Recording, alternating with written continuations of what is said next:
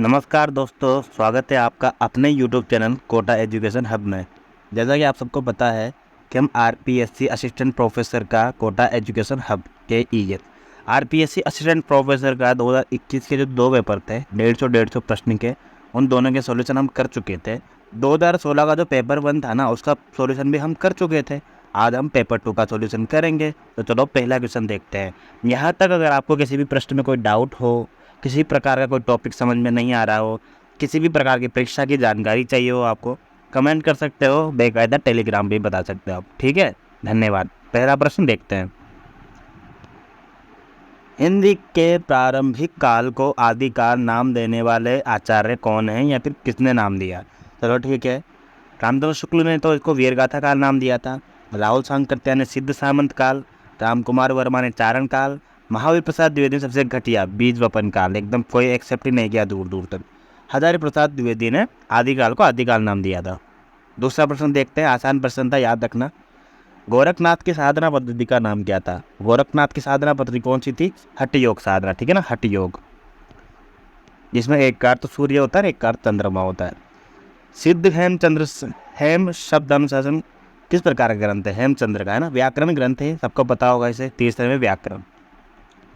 चौथा है पाउर दोहा के रचनाकार मुनि राम सिंह, ठीक है। पाउर दोहा के रचनाकार कौन है? मुनि राम सिंह। मैं हिंदुस्तान की तूती हूँ, तूतीय हिंदी कौन है? तूतीय हिंदी अमीर खुसरो, ठीक है। खड़ी बोली के प्रथम प्रवक्ता अमीर खुसरो। जिनकी रचनाओं में खड़ी बोली का सर्वप्रथम हमने वो देखा था, ठीक है ना। प्रश्न आ जाएगा अमीर खुसरो किस प्रकार के कवि थे? तो ये मनोरंजनात्मक कवि थे, धर्म उपदेशक कवि नहीं थे, ठीक है ना। पहले प्रश्न आ चुका है ऐसा। देसिल बहना सब जन मिठा, कीर्तिलता में ये पंक्तियाँ लिखी हुई है ये, ठीक है ना। मैथिल कोकिल विद्यापति। सारंगधर पद्धति किस प्रकार का ग्रंथ है ये एक प्रकार का सुभाषित संग्रह है, सुभाषित संग्रह, ठीक है। सारंगधर पद्धति सुभाषित संग्रह। 8वां प्रश्न मैथिल कोकिल विद्यापति, ठीक है। 8वां प्रश्न। मुझे पता है आप सबको ये प्रश्न आते होंगे, इसलिए हम जल्दी जल्दी कर रहे हैं। जहाँ पे डिस्कस करना होगा वहाँ पे करेंगे हम।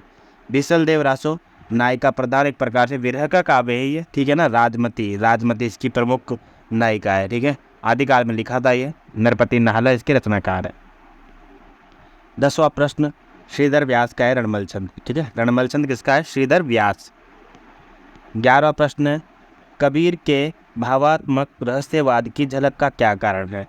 यानी कि कबीर की रचनाओं में जो भावात्मकता आई है ना, कि कबीर पूताराम का या फिर कबीर कुतिया राम की। प्रश्न आया था कि मैं तो बहुरिया राम की, मैं राम की पत्नी हूँ, कबीर की पंक्तियाँ आई हैं। ये सूफी सत्संग का प्रभाव है, ठीक है ना।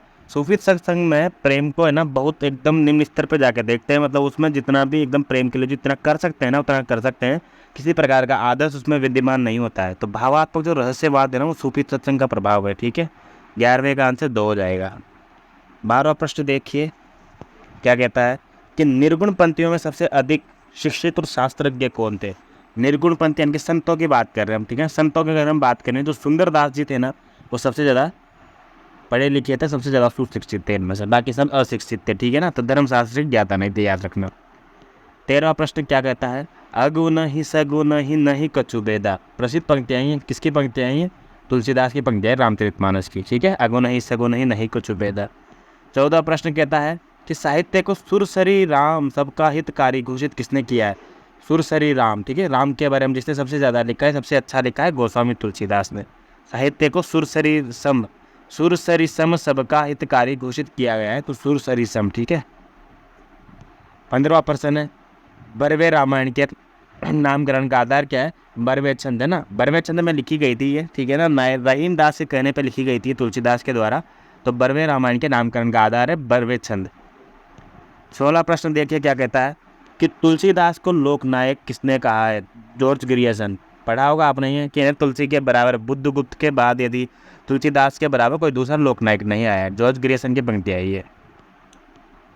रामलला नौछू रचना की शैली है, ठीक है ना। रामलला नौछू अवधि के लोकगीतों में आधारित है, ठीक है ना। वैसे भी ज़्यादातर रचनाएं अवधि में लिखी है, तो अवधि के लोकगीतों की है ना। 18वां प्रश्न है सूर सागर का सबसे मर्म स्पर्शी और वाग वेदज्ञ पूर्ण अंश कौन सा है?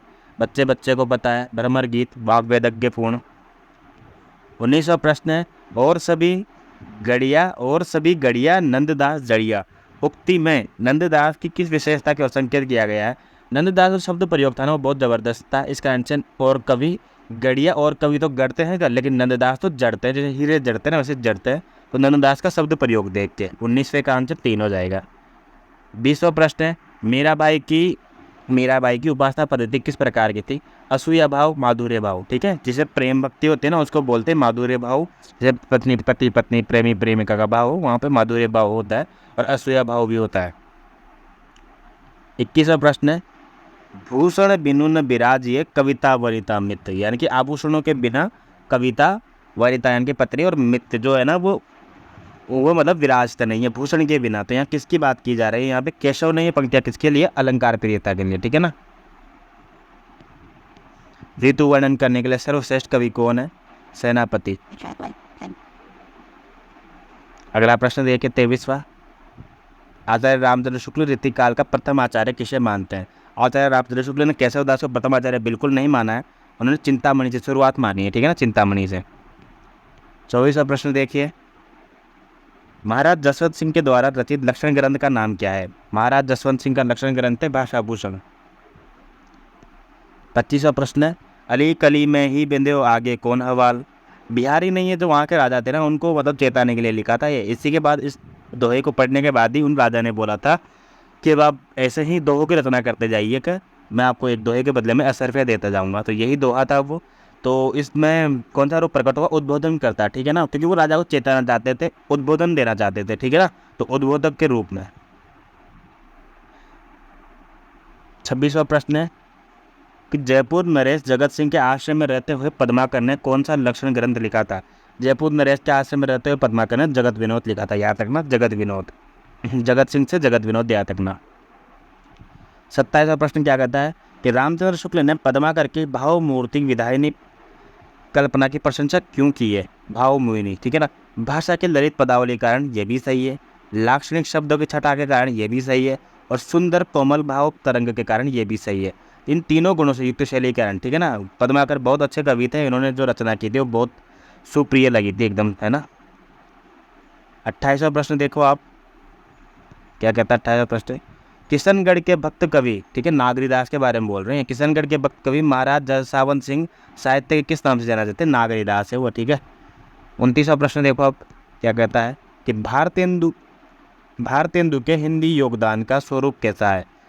स्वयं रचनाएं लिखकर, ये भी सही है, खुद ने रचनाएं लिखी है ना, मौलिक रचनाएं भी उनकी है, अनुदित भी बहुत सारी है। समाचार पत्र निकाले उन्होंने, कवि वचन सुधा, हरिश्चंद्र मैगजीन, हरिश्चंद्र चंद्रिका और बाल बोधनी। भारतेंदु मंडल का गठन करके, ये भी सही है। इन सभी साधनों के माध्यम से 29 का आंसर 4 हो जाएगा। ठीक है।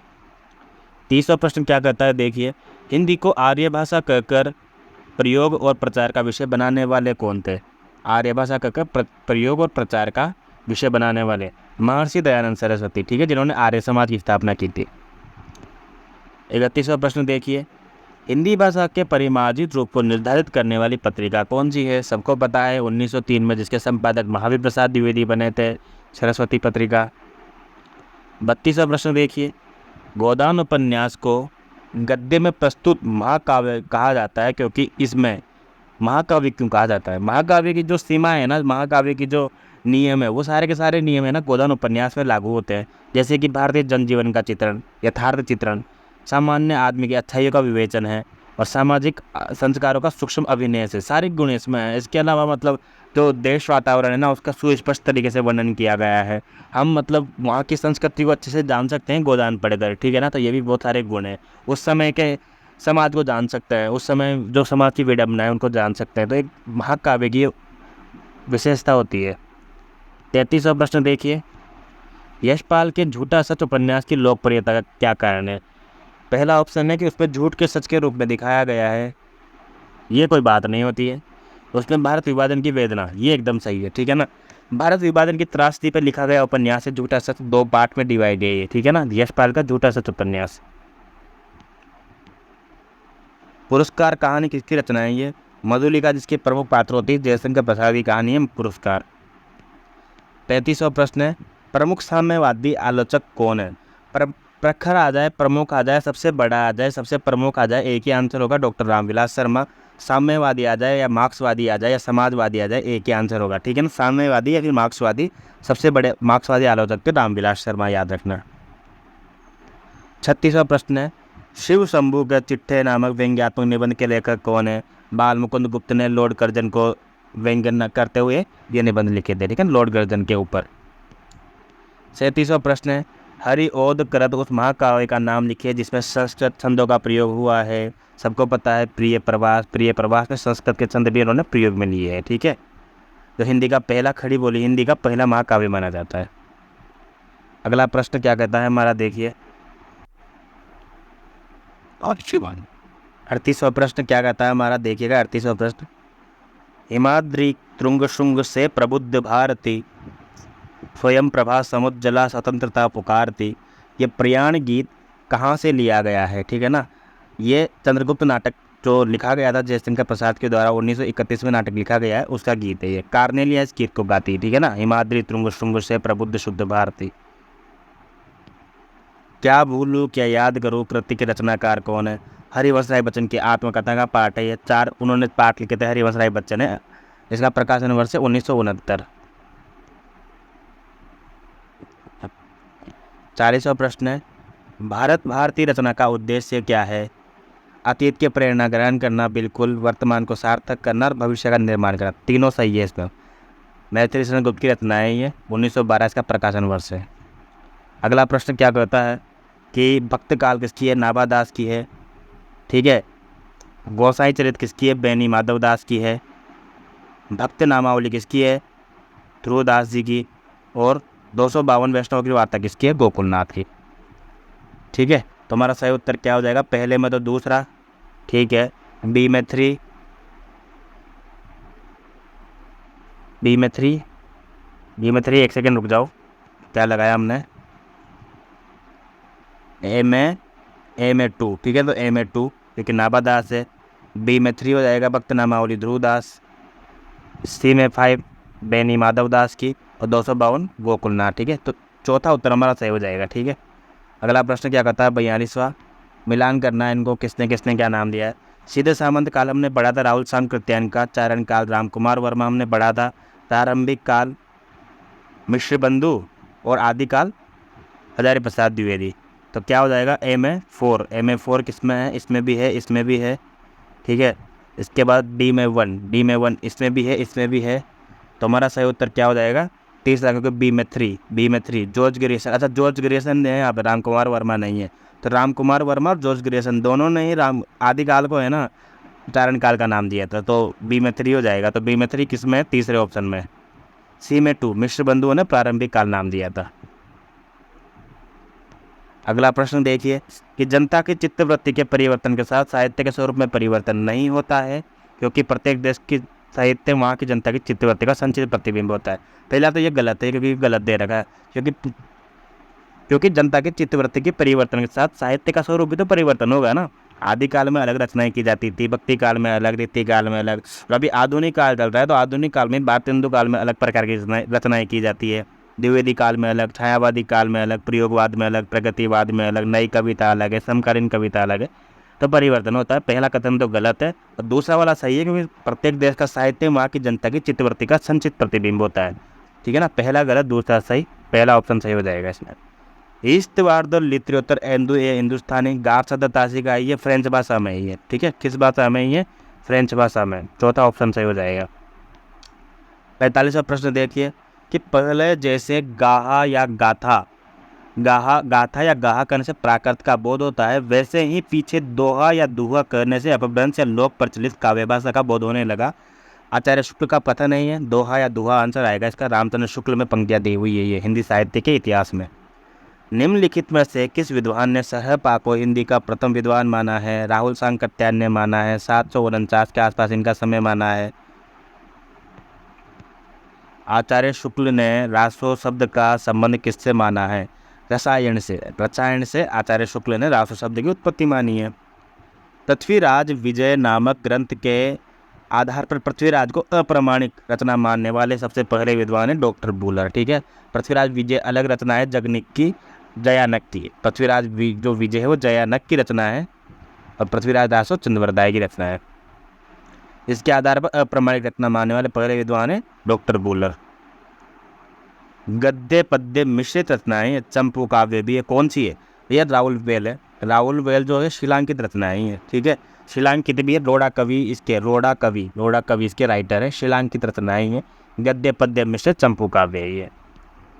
50वां क्वेश्चन क्या कहता है? बीसल देव रासो नरपति नाला, खलिक बारी अमीर खुसरो, भरतेश्वर बाहुबली राज शालीभद्र सूरी की रचना है। और दोहा कोश किसकी है? सरहपाद की। मिलान कर लेना। अगला प्रश्न है, पृथ्वीराज रासो को हिंदी का प्रथम महाकाव्य घोषित करने वाले विद्वान कौन है? आचार्य शुक्ल ने। पृथ्वीराज रासो को वैसे अप्रमाणिक माना है, लेकिन उसका जो ऐतिहासिकता है ना, उसको अप्रमाणिक माना है, लेकिन ग्रंथ को पहला हिंदी का प्रथम महाकाव्य माना है और चंद्रवरदाय को हिंदी का पहला महाकवि माना है। 52वां प्रश्न देखिए क्या कहता है? इनमें से कौन सा आचार्य हजारी प्रसाद द्विवेदी द्वारा नहीं लिखा गया है? इनमें से कौन सा ग्रंथ, ठीक है, हिंदी साहित्य का दूसरा इतिहास बच्चन सिंह के द्वारा लिखा है ये। भूमिका सही है, हिंदी साहित्य का उद्भव और विकास सही है, आदिकाल ठीक है। हिंदी साहित्य का दूसरा इतिहास बच्चन सिंह का है। 53वां क्वेश्चन क्या कहता है? The modern vernacular literature of northern इतिहास का अनुवाद हिंदी का प्रथम इतिहास से करने वाले कौन है? लक्ष्मी सागर वॉटसन है, ठीक है। द मॉडर्न वर्नेकुलर, नहीं गलत हो जाएगा है। जो गारसादा तासी का था ना, गारसादा तासी ने जो ग्रंथ लिखा था east war the literature of Hindustan है ना, हिंदुस्तानी, उसका जो अनुवाद किया था वो क्या था? लक्ष्मी सागर वॉटसन ने। लेकिन ये किसका है? ये ग्रियर्सन का है। ग्रियर्सन का जो ग्रंथ है ना, the modern vernacular literature of northern Hindustan, इसका हिंदी का प्रथम इतिहास नाम से अनुवाद करने वाले आचार्य थे कौन थे? किशोरी लाल गुप्त थे। करने वाले लेखक कौन थे? किशोरी लाल गुप्त। याद रखिएगा, ध्यान रखना, जो गारसादा ताजी ने लिखा था उसका अनुवाद तो किया था लक्ष्मी सागर वार्षणे ने, लेकिन जो ग्रियर्सन ने लिखा उसका अनुवाद किया है किशोरी लाल गुप्त ने। 54 वाला क्वेश्चन क्या कहता है कि स्वतंत्र पुस्तक के रूप में प्रकाशित होने से पूर्व आचार्य शुक्ल का हिंदी साहित्य का इतिहास किस रूप में प्रकाशित होना तय था, या किस रूप में प्रकाशित हुआ तय था? हिंदी शब्द सागर की भूमिका में, ठीक है ना, हिंदी शब्द सागर की भूमिका में हुआ था पहले प्रकाशित है।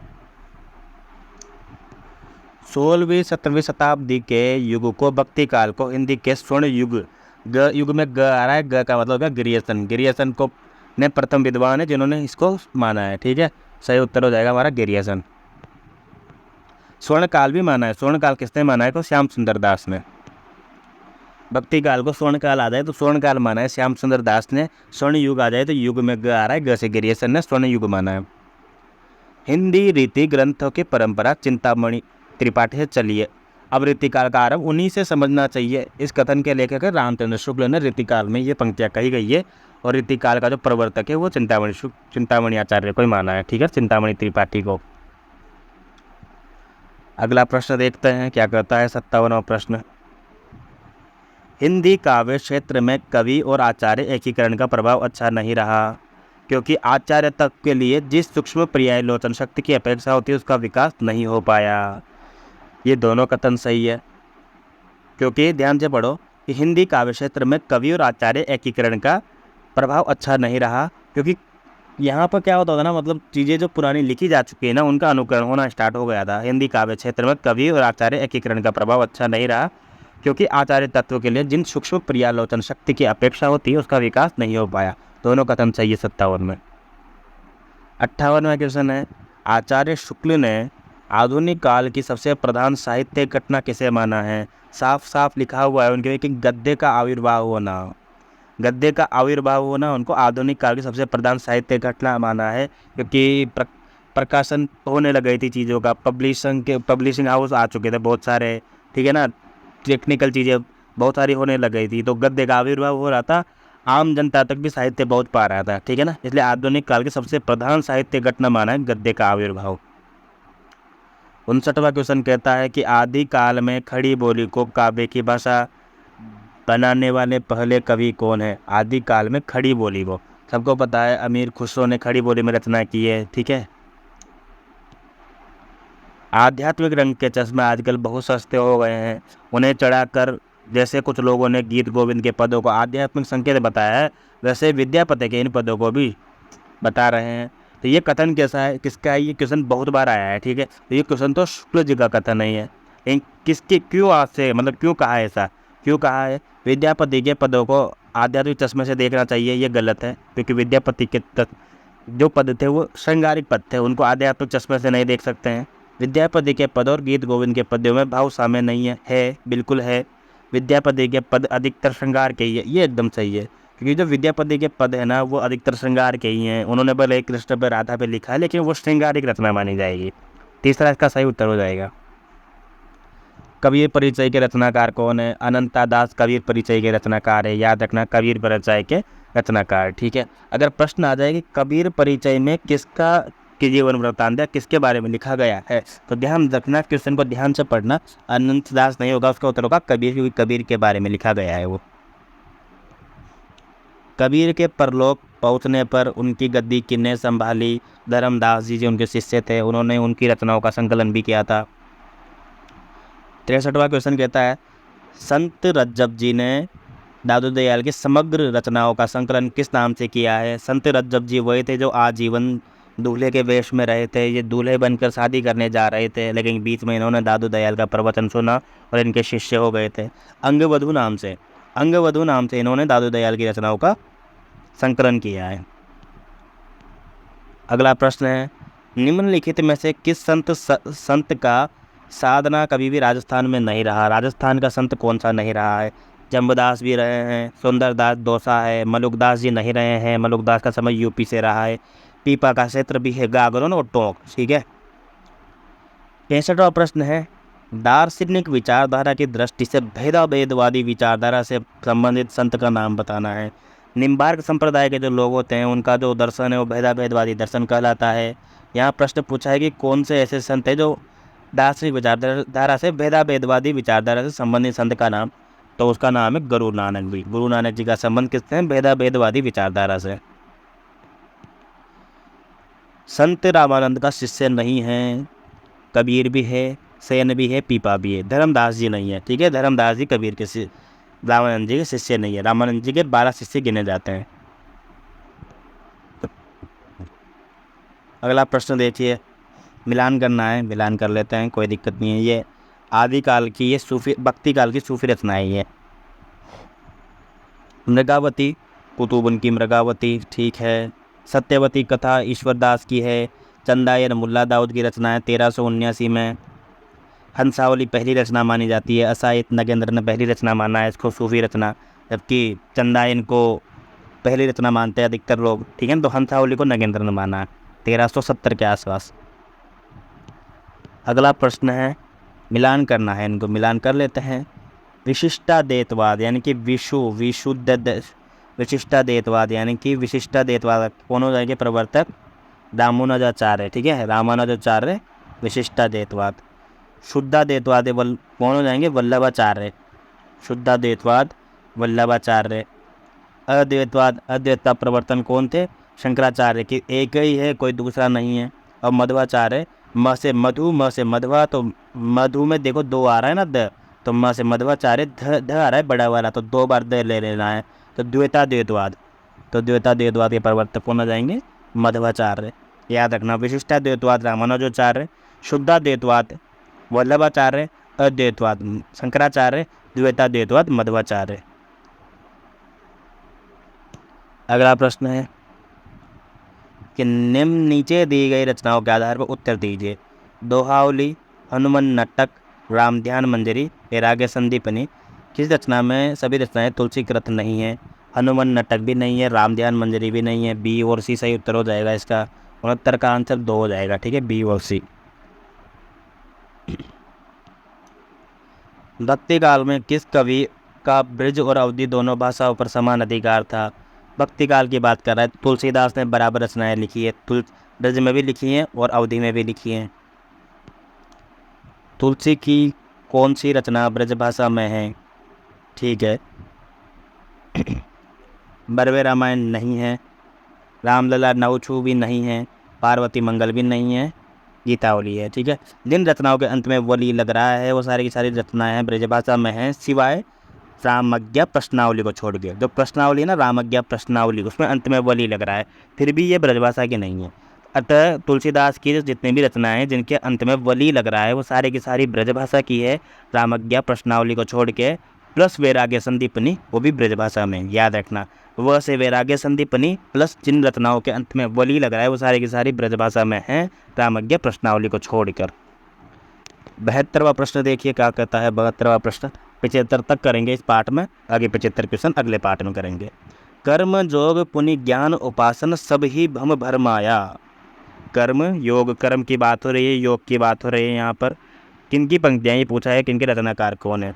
तो अब देखो कर्म की बात, योग की बात, अपने थोड़ा सा दिमाग लगाओ कि मतलब योग की बात, ब्रह्मा की बात, निर्गुण की बात कहाँ पे पढ़ी थी हमने, ये बात कहाँ पे पढ़ी थी हमने, सूरदास के पद्य में, ठीक है ना। कर्म योग पुनि ज्ञान उपासन सब ही भ्रम भरमायो, ठीक है ना, सूरदास की पंक्तियाँ ही हैं ब्रह्मर गीत से। दादू पद का प्रदान पीठ कहाँ पे है, नरेना की पहाड़ियाँ जयपुर। अष्टछाप के प्रतिष्ठापक आचार्य कौन हैं, वल्लभाचार्य।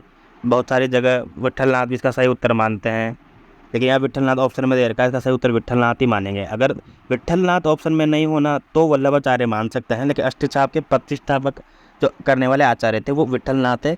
विट्ठलनाथ ने अष्टछाप की स्थापना की थी। अष्टछाप के अंदर 8 कवि थे, 8 में से 4 शिष्य वल्लभाचार्य के थे और 4 शिष्य विट्ठलनाथ के थे। अगर विट्ठलनाथ ऑप्शन में ना हो तो वल्लभाचार्य सही मान सकते हैं, लेकिन इसका सही उत्तर विट्ठलनाथ ही होगा, ठीक है। तो 4 शिष्य थे वो कौन कौन थे, परमानंद दास, ठीक है, कुंभन दास, कृष्णदास और सूरदास। ये 4 शिष्य तो थे वल्लभाचार्य के। इसके अलावा छीत स्वामी, चतुर्भुजदास,